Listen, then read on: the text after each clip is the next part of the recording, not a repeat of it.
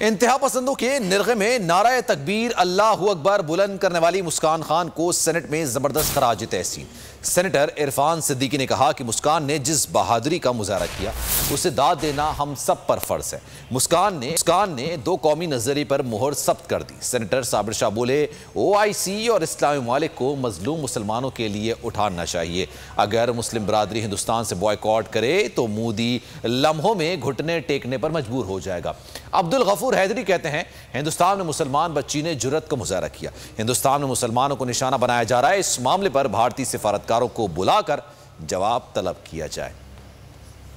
مسکان کو سلام کہ اس نے اس 2 قومی نظریے کی لاج رکھی جس کا سلسلہ شاہ ولی اللہ سے لے کے سر سید احمد خان تک اور سر سید احمد خان سے لے کے علامہ اقبال تک اور قائد اعظم تک ایک لڑی میں پرویا ہوا ہے۔ وہ نظریہ آج بھی زندہ و تابندہ ہے۔ مسکان اس نے مزاحمت کی اور ایسے موقع پہ جبکہ وہ نقاب کے خلاف ہراساں کر رہے تھے اس نے بڑی جرأت کا مظاہرہ کیا اور اللہ اکبر کا نعرہ لگا کے ساری دنیا کو اللہ اکبر کی طاقت کا احساس دلایا۔ اس کے لیے چاہیے تو یہ کہ مسلمان جو ہیں وہ کم از کم اپنے مسلمان بھائیوں کے لیے متحد ہو کر اور اپنی ذاتی مفادات کو پس پش ڈال کر مظلوم مسلمانوں کے ساتھ متحد ہو کر اٹھیں۔ مسکان بچی جس دلیری کے ساتھ وہ 50 بدماشوں کو جس انداز سے جواب دیا، میں سمجھتا ہوں کہ پاکستانی پوری قوم بلکہ پوری مسلم دنیا آج اسے خراج تحسین پیش کر رہی ہے۔